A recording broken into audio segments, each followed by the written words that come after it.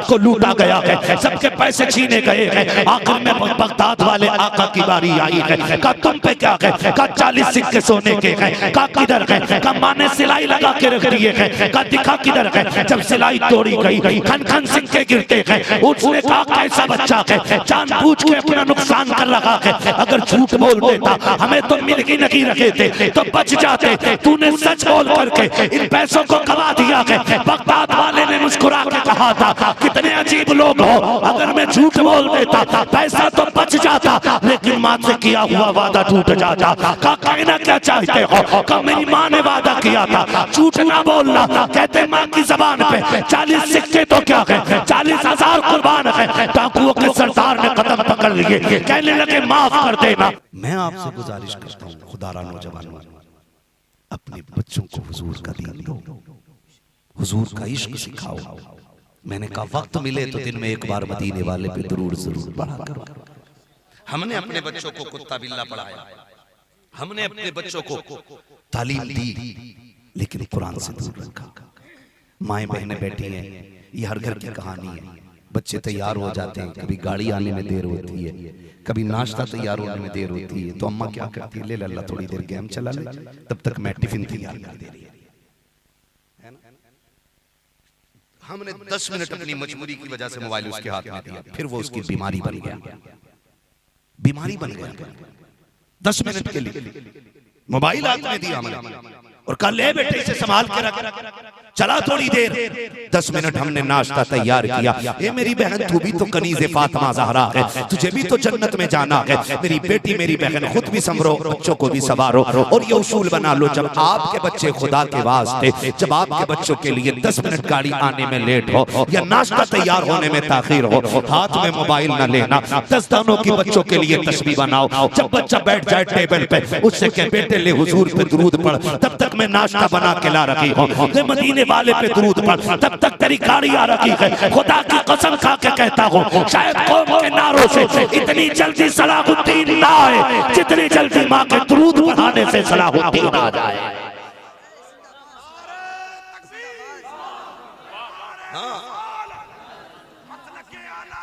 जिंदाबाद जिंदाबाद जिंदाबाद जिंदाबाद या अली। समझ रहे मेरी बात? जिंदाबाद जिंदाबाद। माओ से गुजारिश है बच्चों को दुरूद सिखाओ, हुजूर का दुरूद सिखाओ। जानते हो जब माओ की तरबियत अच्छी होती है ना तो फिर बच्चे वली बन जाया करते, वली बन जाया करते हैं। सरकारे बगदाद दुनिया में तशरीफ लाए, अम्मी से कहने लगे पढ़ना है। वो जो मुद्दत हुई बिस्मिल्लाह खानी की, अब तो हमारी नस्लों से बिस्मिल्लाह खानी की रस्म ही खत्म हो गई। बताओ हजरत कितनी जगह पे बिस्मिल्लाह खानी होती है? जब बच्चा 4 साल 4 माह 10 दिन का हो जाता है तो क्या होता है, किसी बुजुर्ग के जरिए बच्चे की बिस्मिल्लाह खानी कराई जाती थी। अच्छे लोग आते थे, हमारे बच्चों को बिस्मिल्लाह पढ़ाते थे, है ना, एहतमाम होता था। अच्छे लोग दुआ के लिए बैठते थे, फिर बेटे अपने वक्त के वली बना करते थे। आज 90% लोगों को बिस्मिल्लाह खानी का नाम याद नहीं, उसूल ही खत्म हो गए हमारे बीच से। वालिदा मदरसे लेके गई बगदाद वाले को, बिस्मिल्लाह खानी होनी है बच्चे की। जब शुरू हुई ना बिस्मिल्लाह खानी, उस्ताद ने कहा पढ़ो, कुछ आता है? कहा जी। कहा जितना आता उतना पढ़ो। जब आने की बात आई ना 17 पारे बगदाद वाले ने पढ़ डाले थे। 16 की भी रिवायत है, 17 भी है, ठीक है जी। 17 पारे बगदाद वाले ने पढ़े।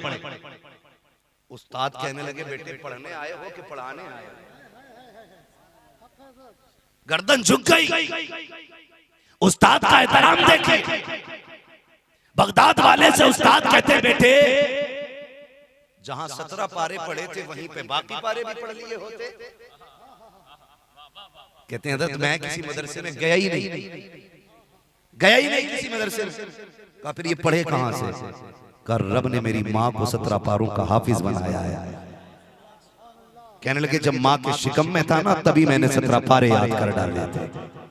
मैं आपसे कहता हूँ आज लोग कहते हैं कि मुआशरे का असर बच्चों पे पड़ता है, तरबियत का असर बच्चों पे पड़ता है। मैं कहता हूँ दुनिया में आने के बाद हमारा बच्चा 8 साल का हो जाता है, खड़े होकर पेशाब करे, अम्मा से कहो जाके ना तुम्हारा बेटा खड़े होकर पेशाब कर रहा था, कहता जी मौलाना छोड़िए अभी बच्चा ही तो है, समझ जाएगा, अभी उम्र ही क्या है 6-7 साल का है, शऊर आएगा कुछ समझ जाएगा। नहीं, गलत सोचते हैं हम लोग। हमारे बच्चों को 6 साल के बाद ही 14 साल में जाके शऊर आएगा। नहीं, याद रखिएगा हमारा इस्लाम हमें ये सहन देता है जब बच्चे माँ के शिकम के अंदर आ जाए तभी से माँ के तरीके बदल जाने चाहिए, तभी से बच्चों की तरबियत का आगाज हो जाया करता है। जो बच्चे माँ के शिकम के अंदर होते हैं और माँ कुरान की तिलावत की आदी होती है तो बच्चे डांसर पैदा न की, बच्चे कुरान के कारी पैदा होते हैं। अगर माँ तस्बीह की आदी होती है तो बेटे वली पैदा हुआ करते हैं। क्या तुमने नहीं देखा? जाओ यहूद और नसारा का तरीका देखो, जब औरतें 19 से हो जाती हैं तो वो अपने हाथों में कॉपी लेती है, भले कितनी भी बड़ी डिग्री उनके पास हो लेकिन प्लस माइनस के सवाल हल किया करती है,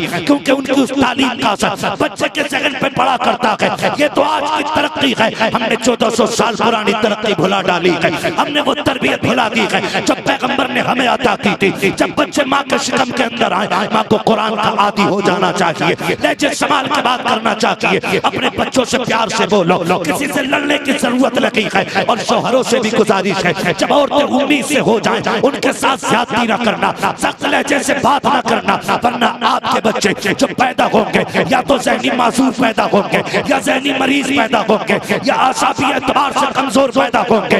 इसलिए कि जो बीतती है माँ के दिमाग पर वो उतना करती है बच्चे के वजूद पर। आपसे कहना ये चाहता हूँ, ए मेरी कौम की बेटी हो, अगर तुम किसी बच्चे को जन्म देने वाली हो तो फिर सीरियल के आगे न बैठना, टीवी के आगे न बैठना, मोबाइल न चलाना, गाने न सुनना, रिमोट न लेना, रब तौफीक दे कुरान लेके बैठ जा, तो तेरी होगी आने वाला मोहम्मद बिन कासिम आ जाए।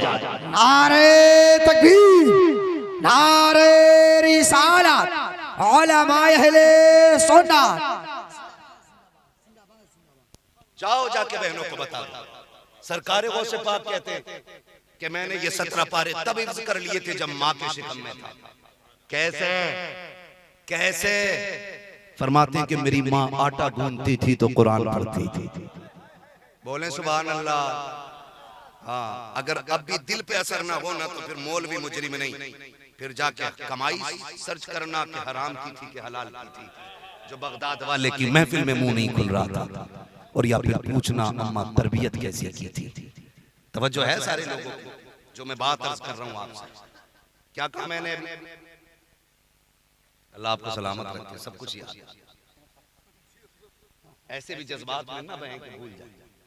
सरकारे बगदाद की जिंदगी आप कहते माँ जब झाड़ू लगाती थी तो कुरान पढ़ती थी, माँ जब खाना बनाती थी तो कुरान पढ़ती थी। आज ना ये तो सबका ही अलमिया की बरकत नहीं है, सारे लोगों की ये टेंशन।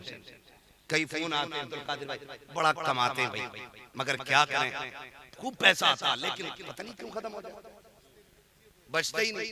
कह रहा लकीरें देखिए, अरे जिसे रास्ता ना पता वो लकीरें ढूंढ लेगा, है तो खुद रास्ता मैप में देख के चलते, और मौलवी तुम्हारी हथेली देख के लकीरें बताएगा। मैंने कहा अगर लकीर ही दिखानी है तो किसी रज़म फकीर को जाके देखा, फिर देख लकीरें वो देखे जिसे टूटी लकीरों को जोड़ना आता है ना। टूटी टुटाई बताने से फायदा क्या? कभी उसकी चौखट पे जाओ जो टूटी लकीरें जोड़ देता हो। देखा तो सही, पैसा क्यों नहीं रोक दिया? कि मैंने मोबाइल में देखा था, ये खुली होती है ना तो पैसा रुकता ही नहीं। पता नहीं कहां से बताते, उल्टी हमारी देख रहा था, बोले देखे तुम्हारी।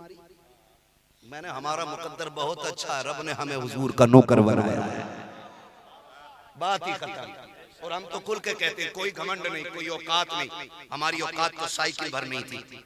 हाँ, हम तो कोई, हमें कुर्सी तो बड़ी बात है, अपने मोहल्ले में शायद बैठने जगह नहीं देता। ये तो हुजूर का करम है जो जहाजों में उड़ रहे हैं। हम तो फख्र से कहते हैं ये नाज ये अंदाज हमारे नहीं होते, झोली में अगर टुकड़े तुम्हारे नहीं होते, मिलती ना अगर भीख हुजूर आपके दर से, इस शान से मंगतों के गुजारे नहीं होते। नारे तकबीर, नारे रिसालत, जश्न गौसे आज़म, नारे हैदरी। सुभान अल्लाह, जिंदाबाद जिंदाबाद, बहुत खूब। सुन रहे हैं सारे लोग, है ना? इनाम देने का काम तो माशाल्लाह ये लोग कर ही रहे, नौजवान बड़े बूढ़े खाली हाँ कर दें तो मेरी थकन उतर जाएगी। चले आगे कह दे जरा या रसूल अल्लाह। सही बता रहा हूँ, लोग ये तो कह देते हैं फोन नहीं उठाता है, ये भी कह देते बात नहीं होती है, और करीब करीब हर नकीब का ये तंज मेरे ऊपर रहता ही है कि तारीख झाड़ों में लो तो फिर पसीना आ जाता है। मगर भाई यकीन मेरा भी एक दर्द समझो, मैं अगर कहीं जल्दी पहुंच जाऊं तब सोने मिल जाता है, या अगर रोड अच्छा मिल जाए तो गाड़ी में सो लेते, वरना कभी कभी 3 दिन हो जाते हैं बिस्तर पे कमर नहीं लगती है। ये भी थोड़ा सा समझा कर। हाँ, कुछ तो मजबूरियां रही होंगी, यूं कोई बेवफा नहीं होता, कोई तो बात है, कुछ तो मजबूरियां रही होंगी, यूं कोई बेवफा नहीं होता। आज सबको ये तकलीफ है ना, बरकत नहीं है। जाओ वजीफा मैं दे रहा हूँ, बड़ा तावीज दे रहा हूँ, जाओ जाके बहन बेटी से कहो आटा निकाले ना कंटर से तो बिस्मिल्लाह पढ़, चावल निकाले बर्तन में बिस्मिल्लाह पढ़, आटा गूंदने बैठे ना तो देख सर का बाल ना खुलाओ, कनीज़े फातिमा बन आटा गूंदने भी पे दरूद पढ़ पढ़ के गूंदा कर, दरूद पढ़ पढ़ के गूंदा कर। जाओ जाके बहनों से कह दो कि जब भी खाना बनाने की बारी आए, क्या जाता है 3 मिनट वजू में लगते हैं, वजू कर बिस्मिल्लाह पढ़, खाना बनाने की तैयारी में लग जा, याद आ जाए यकसुई हो मदीने वाले पे दरूद पढ़ना शुरू कर दे। खुदा की कसम खा के कहता हूँ, जितनी रोटियां बहनें बनाएंगी, जितने लुकमे बेटे भाई खाएंगे, एक एक लुकमा जिस्म के अंदर जा करके नूर बन जाएगा। उसके हाथ से निकाला गया खाना भाई से बरकत बन जाएगा, फिर ना बरकत रूठेगी ना किसी की नमाज छूटेगी। ये जो खा पी के नमाज पढ़ने दिल नहीं करता ना, इसमें जरूर बिना बिस्मिल्लाह के खाने का कमाल है। जाओ सिर्फ इतना मेरी बहनों से कह देना, बिस्मिल्लाह पढ़ के खाना निकाला करे, दरूद पढ़ के खाना बनाया करे, फिर देख अल्लाह कितनी बरकत अता करता है, कितनी बरकत अता करता है। तो लाजिम है मेरी बहनों को, यहाँ कोई ये सोच के ना बैठे मौलवी आया इसे देख के आएंगे। मैं तो कहता हूँ जो मेरा फैन है ना वो उठ के चला जाए, यहाँ वो बैठे जो मदीने वाले की मोहब्बत में बैठा हुआ है। हमारे फैन हो रहे, हमारे जैसे कितने आए जमीन में घुसड़ गए, और हम भी दाई भी नहीं है। जब तक सांसें चल रही हैं आपके बीच हैं, जिस दिन बंद हो गई ना तो आज हैं कल थे हो जाएंगे। आज हम तारीख बता रहे हैं, कल हम तारीख बन जाएंगे। तो किसी ऐसे से दिल क्या लगा रहे हो यार जो चला जाए, दिल उससे लगाओ ना जो हमेशा के लिए आया। कह रहे मैं बस आपके लिए बैठा हूं, मैंने मेरे लिए बैठा तो जलसा ही खराब कर लिया। हुजूर के लिए बैठ, खुदा की कसम एक एक मिनट कीमती हो जाएगा, एक एक मिनट कीमती हो जाएगा। फैन फॉलोइंग, फैन क्या चीज है, फैन यार हैसियत क्या है फैन फॉलोइंग की। खुदा की कसम हम लाख कहें वो हमारे हैं तो क्या होता है, वो एक बार कह दे ना ये मेरे हैं तो बेड़ा ही पार हो जाएगा। हाँ, वो कहा था इस आस में जीता हूँ, कह दे ये कोई आकर चल तुझको मदीने में सरकार बुलाते हैं, चल तुझको मदीने में सरकार बुलाते हैं। मैं होशो हवास अपने इस बात पे खो बैठा, तुमने जो कहा हंसकर आया मेरा दीवाना। है ना, ये महबूब को राजी करने वाली बातें होती। तो जाओ जाके बहनों को बताना, खाना बिस्मिल्लाह पढ़ के बनाए, दरूद पढ़ के बनाए। नौजवान बैठे अल्लाह सलामत रखे। कितने मेरे भाई ऐसे जो परदेश में बाप की जिम्मेदारियां निभा रहे हैं। मेरा दिल कहता है कि एक रात ऐसी भी निकले कि जो सिर्फ परदेशियों के लिए दुआ होनी चाहिए। बड़ी बात होती है। मैं उन जवानों को मुबारकबाद पेश करता हूँ जो वतन छोड़ के ना परदेश जाके माँ बाप के लिए, परिवार के लिए परदेश में जिंदगी काट रहे हैं। इनके हक में जब भी हाथ उठा कर दुआ कर दिया करो। आज आपका बेटा, कल प्रदेश में शायद मेरा भी बेटा हो। दुआएं किया करो, दुआएं किया करो। मेहनत लगती है, यूं ही प्रदेश नहीं काटा जाता। किसी को वतन बुरा नहीं लगता है, किसी को भी यार दोस्त बुरे नहीं लगते हैं, सबको अच्छे लगते हैं। मजबूरियां परदेश ले जाती हैं, हालात ले जाते हैं, लोग मजबूर होकर चले जाते हैं। नौजवान अल्लाह तुम्हें सलामत रखे। तुम कहीं भी जाओ ना, हमारी नजर में रहो ना रहो, हुजूर की नजर में रहने के आदी बनो, हुजूर की नजर में रहने के आदी बनो। और कोशिश ये करो हम हुजूर के हो जाए, हम हुजूर के हो जाए। सरकारे बगदाद मदरसे गए, उस्ताद ने कहा कैसे, का माँ हाफिज थी 17 पारों की, हम भी बन गए। अल्लाह अकबर। फिर आपने कुरान मुकम्मल हिफ्ज़ किया, इब्तिदाई तालीम अपने इदारे में हासिल की। जब इब्तिदाई तालीम के लिए मदरसे जाते थे ना, तो जो उस्ताद सबक पढ़ाते थे ना, उससे आगे तक का बगदाद वाला पढ़ लिया करता था। तो उस्ताद कभी कभी कहते थे जिन्न हो के इंसान हो, फरमाते थे इंसान हो, मेरे बाप वो है, मेरी माँ वो है, मेरे नाना का नाम ये है, मेरे दादा का नाम ये है, मेरा परिवार वो है, बताते थे। फिर उस्ताद मुस्कुराया करते थे, खुदा की कसम बड़ी जात वाला है बगदाद वाला, बड़ी शान वाला है, नसीब वाले जिन्होंने बगदाद वाले की महफिल सजाई है। सुभान अल्लाह, जाओ वजीफा लेके चले जाओ, जिसके घर में बरकत ना हो ना, हर महीने गौस पाक की 11वीं मनाया करें। सुभान अल्लाह, बेशक हर महीने गौस पाक की 11वीं मनाया करें। लेकिन 11वीं मनाने के लिए उसूल होते हैं। सेठ जी मुंबई से गाड़ी से आए, गांव में 11वीं है तो निकाल के 11 ही रुपए दे दे। कह रहे हर महीने 11वीं करता हूं, बरकत नहीं हो रही। ऐसे नहीं होती है। तेरी जेब में कितना ये भी बगदाद वाला जानता है, दे कितना रहा है ये भी बगदाद वाला जानता है। बेशक आप लिमिट बनाइए, हमें हर महीने इतनी में 11वीं शरीफ में इतना खर्च करना। और फिर देखो अल्लाह कितनी बरकतें अता फरमाता है, कितनी बरकतें अता फरमाता है। बात रह जाएगी तो मनाएंगे इंशाअल्लाह 11वीं शरीफ। सारे वादा करें इंशाअल्लाह करेंगे 11वीं शरीफ, और वादा करें इंशाअल्लाह 11वीं करते रहिएगा। मुकद्दर की बात है। सरकार बगदाद इब्तिदाई तालीम हासिल की, उसके बाद परदेश गए। जाने लगे परदेश में तो वालिद का तो इंतकाल हो गया। अक्सर वलियों की विलायत के पीछे माँ की दुआएं का और फरमा होती है। अल्लाह जिसे जितना बड़ा बनाता है ना, उसे उतने ही इम्तिहानात से गुजारता है। अक्सर आप देखें वलियों की विलायत के पीछे माँ की मेहनतें शामिल होती हैं। सरकारें को सिर्फ आप यतीम बाप नहीं, माँ है। परदेश जाने लगे तो माँ ने कहा रुक बेटे, इंसाफ देखे, मेरे पास 80 सिक्के रखे, 40 तू ले जा, 40 भाई के लिए छोड़ दे। आज का अगर हम जैसा होता ना, कहता अम्मी ये तो घर रह रहा है, मैं परदेश जा रहा हूँ, मुझे 50 दे दो, इससे 30 दे दो। हम नियत खराब कर लेते। लेकिन सैयद कौनैन का शहजादा है, हाँ वो है ना, बचपने में ही तरके पिस्ता करे, दूध पीते की निस्बत पे लाखों सलाम। हुजूर को हजरत हलीमा सादिया लेके चली, दूध पिलाने लगी तो एक तरफ का दूध पिया, दूसरी तरफ का मुंह नहीं लगा रहे। लोगों ने कहा पी क्यों नहीं रहा है? तो कहने लगी कि लगता है मेरा एक बेटा है ना, वो भी दूध पीता है, एक उसके लिए छोड़ा है, एक अपना हिस्सा मुकर्रर किया है। तो भाई ये बचपन में इंसाफ करते हैं अल्लाह वाले। हाँ, सरकारें को से पाक को 40 मिले, कहने लगे बिस्मिल्लाह, कोई बात नहीं अम्मी। फिर माँ ने कहा सुन, सदरी दे उतार दी, बेटे हिफाजत से रखना। बात कर रही है माँ, और बात करते करते कह रही है अल्लाह मेरे लाल शहजादे, मेरे बेटे जा रहे हो ना, सुनो मैं तुम्हारे साथ नहीं आऊंगी, इसलिए कि बाप की छोड़ी हुई जिम्मेदारियां मेरे सर है। तुम जा रहे हो ना, अब्दुल कादिर ख्याल रखना, अपना ख्याल रखना मेरे लाल। खुदा की कसम ये कहते कहते माँ रोई। सरकारे गौसे पाक ने कहा मैं रोई क्यों? माँ तो माँ थी ना, पर्दा डाल दिया, मगर वो जानती थी जा रहा है अब्दुल कादिर, दोबारा मुलाकात नहीं होनी है, दोबारा मुलाकात नहीं होनी है। आप सिलती रही, रोती रही, बेटे को दुआएं देकर रुखसत करने लगे। जब गए ना दरवाजे तक पहुंची, माँ ने फिर आवाज दी अब्दुल कादिर जी माँ एक बार और आके माँ के सीने से लग जा।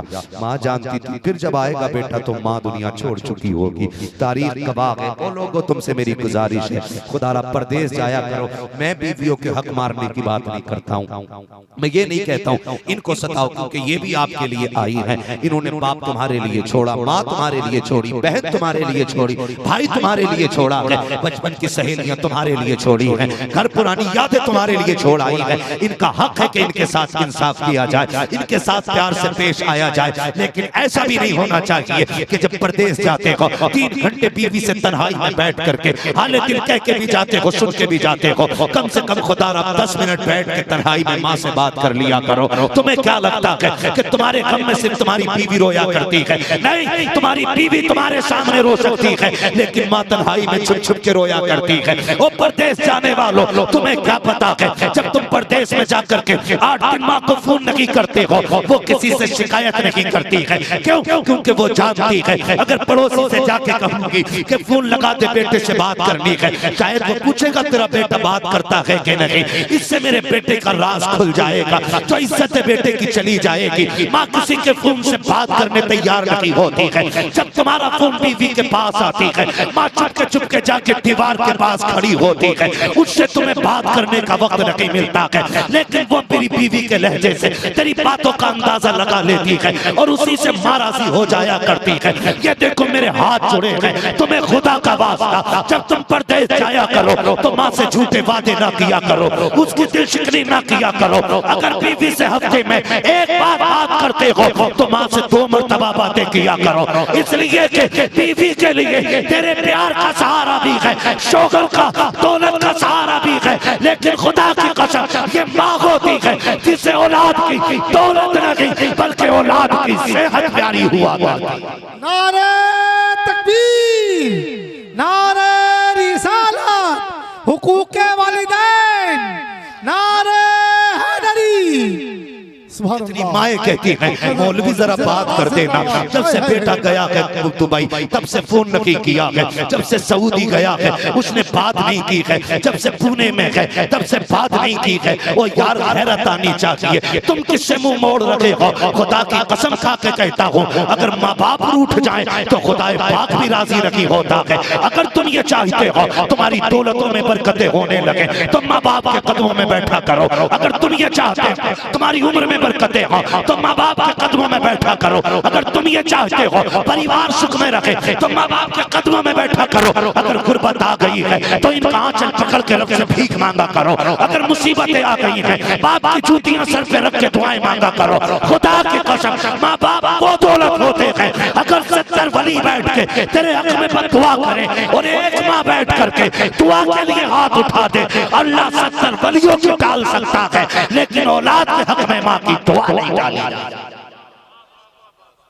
रोना आता है हमें, तकलीफ होती है, हो सकता है किसी को बुरा लग जाए, लेकिन सुन मेरे भाई, माँ माँ होती है, माँ माँ होती है, उनका बदल कोई नहीं, उनका बदल कोई नहीं। बेटा अल्लामा ही क्यों ना, कसम खा के कहता हूँ, ये दुनिया भर में घूमने वाले उलमा, रात भर रोड पे रहने वाले उलमा, जानते हो हम पूरी जिम्मेदारी से ये बात कह सकते हैं अब्दुल कादिर भाई कि जब जाए तो बीवी सोती हुई मिल सकती है, लेकिन माँ सोती हुई नहीं मिल सकती है। माँ सोती हुई नहीं मिल सकती है। तेरी कमाई पे पलने वाला तेरा बेटा भी ऐसी रूम में होगा, वो भी कंबल तान के सोया होगा, लेकिन बाप की आंख नहीं लगती है। वो उठ उठ के घड़ी देखता है, आया नहीं, आया नहीं, सर्दी आ गई है, सर्दी आ गई है। रात के 10-10 बजे बूढ़ा बाप ना कंबल में लिपट के तुम्हें चौक में दिखा दूंगा खड़ा हुआ, जिसकी कमर सीधा नहीं होने देती है वो भी लाठी टेक के खड़ा होता है। गाड़ी रोक के पूछो चाचा कहीं छोड़ दे, कोई काम हो बताएं? कहा नहीं आप जाओ। कहा क्यों खड़े हो? कहा बेटा काम पे गया था अभी तक नहीं आया है। जबकि ये वो बेटा है जो बाप का चश्मा तक बनाने राजी नहीं होता है। ये वो बेटा है जिसको बाप की 5 रुपए की गोली भी भारी लगती है, जो उसका खांसी का सिरप लाते हुए ये कहता है कि तुम्हें पालूं के औलाद को पालूं। उसके लिए बाप चौक में आके खड़ा हो गया। इसे जरूरत थी कंबल की, इसे जरूरत थी रजाई की, लेकिन बेटे के प्यार ने इसे सोने नहीं दिया। तुमसे हाथ जोड़ के कहता हूँ खुदारा बाप की कदर करना, बाप की कदर करना। खुदा की कसम ये कभी मत सोचा करो हमारी माँ हमसे प्यार करती है बाप प्यार नहीं करता है, कभी मत सोचना। आप ये फैसले इसलिए कर लेते हो ना कि माँ एकदम रोने लग जाती है और बाप रोता नहीं है। नहीं, इसका मतलब ये नहीं है बाप को प्यार नहीं है। अगर तुझे देर हो गई तो माँ अगर रो रही है ना तो देखना, खुदा की कसम चैन से बिस्तर पे बाप भी नहीं ले पाता है, वो भी करवटें बदलता है। उसकी कदर करना यार। उस दिन बड़ी तकलीफ हुई, एक बच्चे ने फोन करके मुझसे कहा मौलाना मेरे अब्बा को समझा दो। मैंने कहा क्यों? कहा मेरी इज्जत पे आंच आ रही है। मैंने कहा क्या है तू क्या करता है? कहा मैं कुछ भी नहीं करता हूँ, लेकिन मेरा बाप रक्षा चलाना नहीं छोड़ रहा है। मैंने कहा कोई और काम कर लो, लेकिन रक्षा नहीं छोड़ रहे। मैंने कहा फिर तू क्या कलेक्टर है, मिनिस्टर है जो तेरी नाक कट रही है? कहा मैं तो कुछ भी नहीं हूँ। मैंने कहा जब वो रात को आके लेटे ना उसके तलवों पे सर रख के रोने लग जाना, कहना अब्बा एहसान है तेरा कि तू रक्षा चला के पसीने में कपड़े भिगो के खिलाता है, शुक्र है किसी के खून में डूबे हुए लुक़मे नहीं खिलाता। उस बाप का एहसान मान जिसने ईंटें उठा के तुझे पाला, जिसने रक्षे चला के पाला। आज उसके रक्षे से तुझे गैरत आ रही है। जब बीमार हुआ था इसी रक्षे पे लेके दौड़ा था तुझे, इसी रक्षे पे लेके जंगलों के चक्कर काटे थे इसने। आज तो कहता है इससे नाक कट रही है। इज्जत करना इस बाप की। कभी बाप को समझना है मंडी में जाके देख, कभी माँ को समझना है हॉस्पिटल जाके देख। खुदा की कसम माँ खुद बीमारी की शिकार हो गई है, लेकिन बच्चे को गोद में सीने में लगा के हॉस्पिटल के दरवाजे पे सरकारी अस्पताल में 6 घंटे लाइन में लगी रहती है। कभी तू भी बाप के लिए 1 घंटा लगा लाइन में? लगा कहीं? अब्बा कहता है एक्सरे करा दे बेटे, फेफड़ों में दर्द है। का बुढ़ापे की वजह से इनका क्या करना है? वो शर्म कर यार, जब गाड़ी नहीं थी तो ये कंधे पे लेके दौड़ते थे। आज गाड़ी है, तुझसे बाप गाड़ी में नहीं जाता, तुझसे माँ साइकिल पर नहीं खींचती। आज जाओ, दौर बदलने में देर नहीं लगती है। अल्लाह कादिर मुतलक है, वो जिसे चाहे तख्त से उठा के तख्ते पे डाल देता है और जिसे चाहता है तख्त से उठा के तख्ते पे लेटा देता है। वो कादिर मुतलक है। हमने इतनी छोटी सी उम्र में कितने लोगों के हालात बदलते देख लिए। हमारे सामने करोड़पति लोग रोडों पे आ गए और कितने नंगे पैर चलने वाले आज महलों में राज कर रहे हैं। दौर बदलने में देर नहीं लगती है भाई। यही बाप है जो साइकिल पे लेके दौड़ता रहा। आज इसके लिए 10 रुपए की दवा नहीं, 10 रुपए की दवा नहीं आज इसके लिए। आज माँ से ऊंचे लहजे में बात करते हो। माँ माँ होती है। अब्दुल कादिर, हाँ मेरे सीने से लग जा, सीने से लगाया। माँ के आंसू पोछे बगदाद वाले ने। अम्मी रो रही हो? का बस तेरी जुदाई रुला रही है। हाँ तेरी जुदाई रुला रही है। जाने लगे ना, माँ ने हाथ पकड़ लिया। एक काम करेगा मेरा बेटा? जी अम्मी का एक वादा और कर जा, जिंदगी में मौका कैसे भी आ जाए, वक्त कैसे भी आ जाए, बेटे झूठ नहीं बोलना है, झूठ नहीं बोलना है। मैं कभी कभी सोचता हूँ जो आलम अरवाह में वली है, माँ के शिकम में वली है, जो पैदा होते ही रोजा रख रहा है, उससे माँ झूठ का वादा क्यों ले रही है? उससे माँ कह रही है झूठ ना बोलना। बहुत गौर किया तो समझ में आया, ये जो तौबा करके जन्नती बने थे ना, इसमें कमाल अब्दुल कादिर जिलानी का नहीं, इसमें माँ का भी कमाल शामिल है। गोया को से पाक की अम्मी देख रही थी। अब्दुल कादिर तू चलेगा? हाँ बेटे जाएगा। मैंने सदरी इसलिए छुपाई है ताकि आसानी से मिल ना सके। वो भी जानती थी अब्दुल कादिर झूठ नहीं बोलता है, लेकिन आपने एडवांस में बाज़ाब्ता तौर पे इशारा दे दिया था, जाएगा डाकू मिलेंगे, सारे लूटे जाएंगे, लेकिन तेरे पैसे हाथ नहीं आएंगे। फिर तुम्हें बुलाया जाएगा, मिनवान वही हो रहा है, सबको लूटा गया है, सबके पैसे छीने गए हैं। आखिर में बगदाद वाले आका की बारी आई है। का तुम पे क्या है? का 40 सिक्के सोने के हैं। का किधर है? का माँ ने सिलाई लगा के रख दिए हैं। का दिखा किधर है? जब सिलाई तोड़ी गई खन खन सिक्के गिरते हैं। उसने कहा कैसा बच्चा है, जानबूझ के अपना नुकसान कर रहा है। अगर झूठ बोल देता, हमें तो मिल ही नहीं रखे थे तो बच जाते। तूने सच बोल करके इन पैसों को गवा दिया है। बगदाद वाले ने मुस्कुरा के कहा था कितने अजीब लोग हो, अगर मैं झूठ बोल देता पैसा तो बच जाता, लेकिन माँ से किया हुआ वादा टूट जाता। का कहना क्या चाहते हो? का मेरी माँ ने वादा किया था झूठ ना बोलना। कहते माँ की जबान पे 40 सिक्के तो क्या है, 40,000 कुर्बान है। डाकुओं के सरदार ने कदम पकड़ लिए, कहने लगे माफ कर देना, कितना अजीम बच्चा है, तू माँ का वादा नहीं भूला, हम खुदा का वादा भूल गए हैं। ऐसा कर हमें छोड़ के ना जा, तौबा करा के हमें भी रब का नेक बंदा बना के जा। अल्लाह जब सरदार ने तौबा की ना, तो वो जो चम्मच थे चेले थे उनके मतलब 7 साल, वो भी सारे आ गए। अस्तगफिरुल्लाह, मैं उनको चम्मच ने चेले कहना चाह रहा हूँ, लेकिन आज के चमचों ने जुबान इतनी गंदी कर दी है, बात बात में वही निकला करके। समझ रहे ना? बस इतना समझे मेरी बात। आगे उन्होंने कहा सरदार 24 हाथ की ये जन्नत अकेले कैसे जा सकते हो?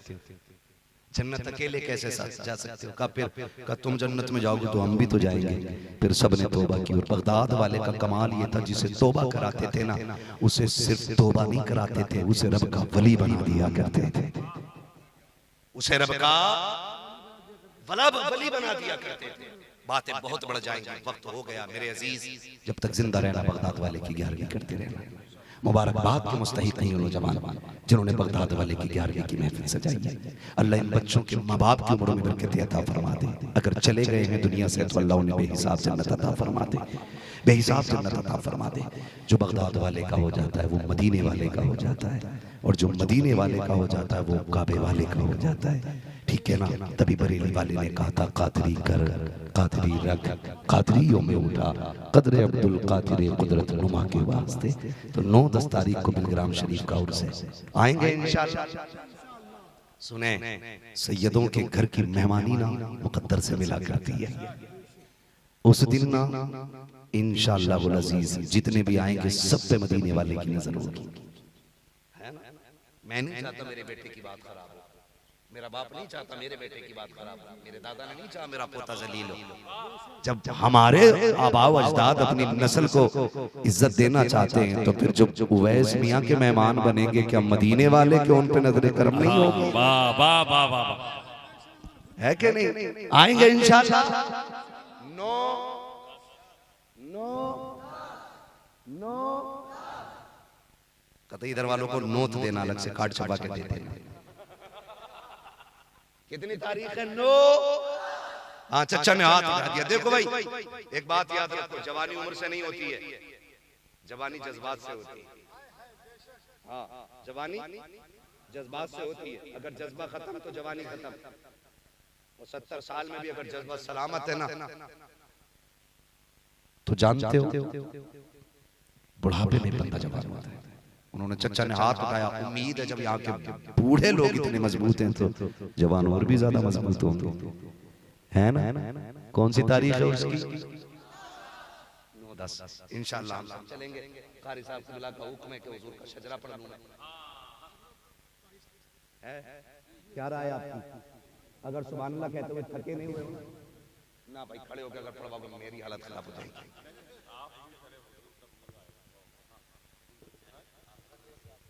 चलो भाई खड़े हो जाओ, मैं अपने बड़ों की बात कैसे टालूं? अब्दुल कादिर भाई कह रहे खड़े होकर खुतबा पढ़ा।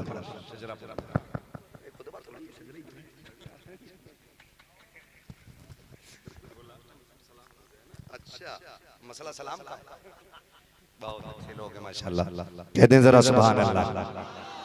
ऑपरेटर साहब अगर बहुत अच्छा आपका साउंड रहा है, अगर थोड़ी सी आवाज बढ़ जाएगी तो मुझ पे थोड़ा सा रहम हो जाएगा, ठीक है ना? आपसे मैं बता दूं, मैंने आपसे बार बार हाथ नहीं उठवाए सुभान अल्लाह के लिए, और मैं मजबूर भी किसी को नहीं करता हूं। उसकी वजह ये रहती है ना कि जब आशिक बैठे होते हैं ना तो फिर धक्का लगाने की जरूरत नहीं पड़ती है। बात दिल से लगती है हुजूर की ना तो फिर जबान से सुभान अल्लाह निकला करता है। ये पीछे वाले लोग भी अगर साथ दे सकते तो जरा बोल दे सुभान अल्लाह। मैं आपको बता दूं, याद दिला दूं, इतना सुना होगा आपने कि आपको सब पता होगा कब सुभान अल्लाह बोलना और कैसे बोलना है, लेकिन फिर भी मैं कह रहा हूं जब मेरा हाथ का इशारा हो तो समझ लेना मौलवी थक गया है, सांस लेना चाहता है। उस बीच में आपको बोलना है, आप सुभान अल्लाह बोलेंगे, मुझे सांस लेने का मौका मिल जाएगा। अल्लाह राजी होगा तो आपको भी नेकी मिलेंगी और आपके सदक़े में मुझे भी मिलेंगे।